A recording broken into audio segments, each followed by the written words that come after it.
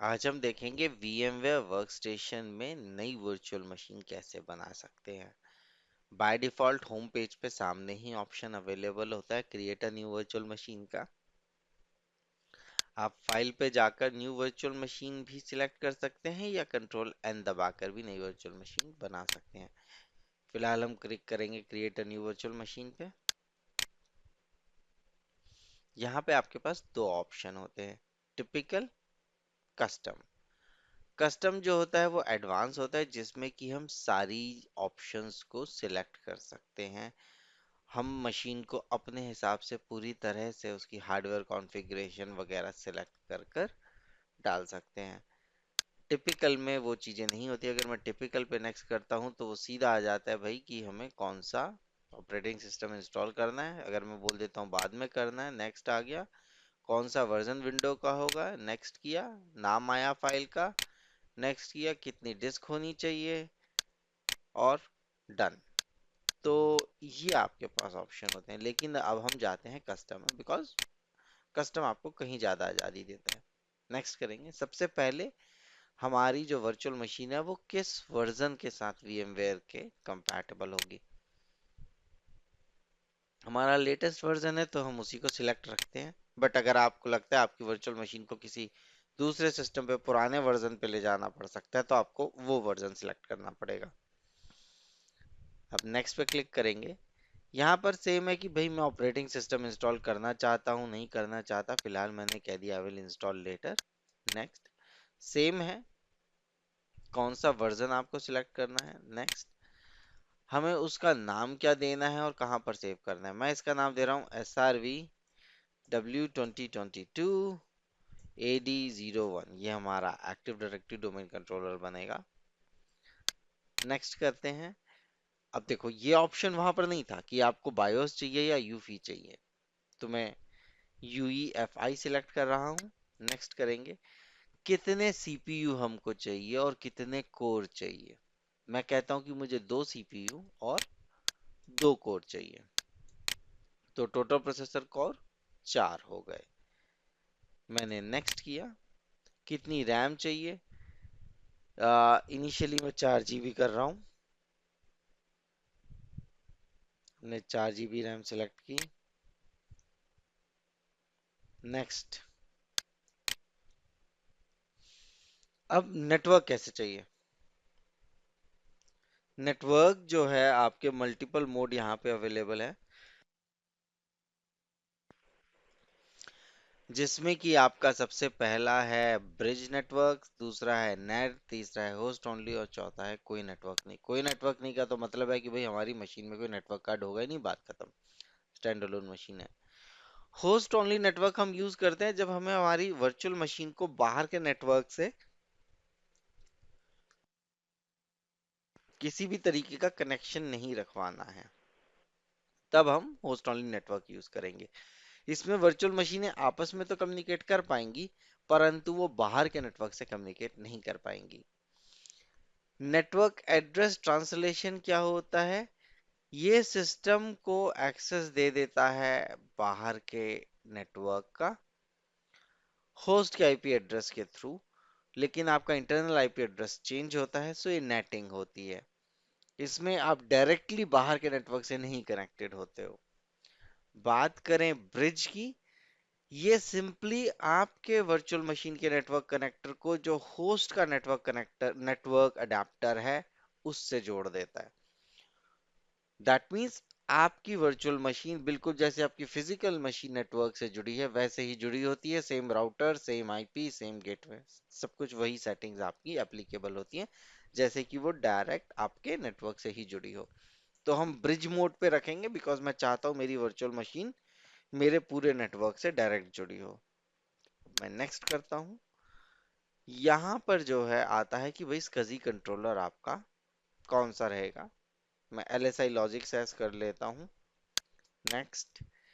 अब आपको किस तरीके की डिस्क चाहिए, IDE चाहिए, SCSI चाहिए, SATA चाहिए, NVMe चाहिए। हालांकि मेरे पास जो डिस्क है वो SCSI है, बट VMware को मैं बोल देता हूँ कि treat them as NVMe। Next कर रहा हूँ। हमें नई वर्चुअल मशीन बनानी है। नेक्स्ट। क्या साइज रखना है? वैसे तो 60 GB बहुत है, बट फिर भी मैं 100 कर देता हूँ। क्या हमें सारा अब VMware में कॉन्सेप्ट आता है thin and thick provisioning. Thin provisioning और थिक प्रोविजनिंग में फर्क ये होता है कि थिन प्रोविजनिंग में आपकी डिस्क स्पेस तुरंत अलॉट नहीं होता है, वो बाद में होता है। और थिक प्रोविजनिंग में तुरंत पूरा डिस्क स्पेस अलॉट हो जाता है। नाउ अगर मैं allocate all disk space now कर देता हूं तो ये अभी टाइम लेगी वर्चुअल मशीन क्रिएट होने में, बिकॉज उसको पूरे 100 GB की एक फाइल बनानी पड़ेगी। लेकिन परफॉर्मेंस अच्छी रहेगी क्योंकि वो मेरी फाइल कंटिन्यूअस है। और दोबारा जब मैं इस वर्चुअल मशीन पे काम चालू करूंगा असली में, तब कंप्यूटर में इसको हार्ड ड्राइव में फाइल नहीं बनानी पड़ेगी बार बार। तो परफॉर्मेंस के लिए वो अच्छा होता है। तो हम allocate all disk space now कर रहे हैं और store virtual disk as a single file कर रहे हैं, ताकि एक ही फाइल बने, मेरे को मल्टीपल फाइल्स नहीं चाहिए। नेक्स्ट पे क्लिक करेंगे। यहाँ पे वर्चुअल मशीन की जो हार्ड ड्राइव रहेगी उसका नाम आ गया कि हमारा जो है SRVW 2022 जो है वो नाम है हमारी वर्चुअल मशीन का। नेक्स्ट पे क्लिक करेंगे और यहाँ पे हमारा जो है, अगर हमें हार्डवेयर कस्टमाइज करना है तो हम वो कर सकते हैं। और कुछ ऐड करना है, रिमूव करना है हार्डवेयर में, वो हम यहाँ पे ऐड रिमूव से कर सकते हैं। फिलहाल मुझे नहीं करना है। अब मैं फिनिश पे क्लिक कर रहा हूँ और इस तरीके से वर्चुअल मशीन हमारी बननी चालू हो जाएगी। डिस्क क्रिएट हो रही है जिसमें थोड़ा समय लगेगा। जैसा कि अब हम देख पा रहे हैं कि हमारी वर्चुअल मशीन बन के तैयार हो गई है। मेमोरी इसमें 4 GB है, प्रोसेसर 4 है, हार्ड ड्राइव हमारी 100 GB की है, CD फिलहाल auto detector, network adapter, USB sound controller etcetera हमारे हैं। बट अभी इस वर्चुअल मशीन में कोई भी ऑपरेटिंग सिस्टम इंस्टॉल नहीं है। अगर अब हम होम पे जाते हैं तो वहाँ पे अभी भी सेम ऑप्शंस आपको दिखेंगे, new virtual machine, open and connect. My computer में हम जाते हैं तो अब यहाँ पर हमें एक वर्चुअल मशीन दिख रही है जो कि बता रहा है कि पावर्ड ऑफ है। एंड डेफिनेटली हम उस वर्चुअल मशीन के टैब में जाकर देख सकते हैं। अगर आपको अभी इस वर्चुअल मशीन में कुछ एडिटिंग करनी है, जैसे मैं गया edit virtual machine setting, hard drive जो है 100 GB है। अब मैं कहता हूँ कि कॉम्पैक्ट करके देखें जरा। तो कॉम्पैक्ट पे गए तो ये प्री एलोकेटेड है तो कॉम्पैक्ट नहीं हो सकती, इसीलिए आपको ये बात का ध्यान रखना होता है कि अगर आप उसे थिक प्रोविजन कर रहे हैं, मतलब प्री एलोकेट कर रहे हैं पूरा साइज, तो आप उसके साथ ज़्यादा छेड़छाड़ नहीं कर सकते। अगर आप कहते हो कि नहीं मुझे 100 GB की ना हार्ड ड्राइव नहीं चाहिए थी, मुझे तो 60 GB की ही चाहिए थी, देन दूसरा ऑप्शन आपके पास होता है कि आप उसको रिमूव करें, फिजिकली सर्वर में जाकर डिलीट करें और उसके बाद यहाँ पे नई हार्ड ड्राइव 60 GB की ऐड करें। So that is something you can do, but अभी हमें उसकी ज़रूरत नहीं है। ऑप्शंस में आप जाते हैं, यहाँ पे आ जाता है कि वर्चुअल मशीन का नाम क्या है, ऑपरेटिंग सिस्टम वगैरह क्या है। इनहेंस कीबोर्ड जो है आप इसे ऑफ रखना चाहते हैं, ऑन रखना चाहते हैं। पावर के टाइम पे आप क्या चाहते हैं कि पावर के टाइम फुल स्क्रीन मोड में आए वगैरह। कोई शेयर्ड फोल्डर, आप इस सिस्टम, आप अपने सर्वर का कोई फोल्डर इस वर्चुअल मशीन के साथ शेयर करना चाहते हैं तो एज ए नेटवर्क ड्राइव जो है वो विजिबल हो जाएगा आपके सिस्टम पे। स्नैपशॉट्स क्या होते हो हम आगे देखेंगे कि आप स्नैपशॉट चाहते हो, जब भी पावर ऑफ हो तो आप जो है एक नया स्नैपशॉट लेना चाहते हो, आप कोई प्रीवियस स्नैपशॉट पे रिवर्ट करना चाहते हो। तो सपोज आपने एक वर्चुअल मशीन बना ली है, इस ऑप्शन की महत्ता क्या है? अगर आपने एक वर्चुअल मशीन बना ली है जिसे कि आप पढ़ाई के लिए इस्तेमाल कर रहे हो या लैब में आप स्टूडेंट्स को देते हो, आप चाहते हो लैब में स्टूडेंट जो भी करे, लास्ट में जब उस वर्चुअल मशीन को पावर ऑफ करे तो बिल्कुल उसी स्टेट में आ जाए जिस स्टेट में आपने उसको स्टूडेंट्स को दिया था। तो आप रिवर्ट टू स्नैपशॉट कर देते हैं। आप चाहते हो कि आप जब भी पावर ऑफ करो तो आपकी करंट प्रोग्रेस किसी भी हालत में जाए ना, तो आप एक न्यू स्नैपशॉट ले सकते हैं या आस्क भी कर सकते हैं, बट हमारे केस में जस्ट पावर ऑफ रखेंगे। ऑटो प्रोटेक्ट जो होता है वो मशीन का एक तरीके से अपने आप स्नैपशॉट बनाता जाता है।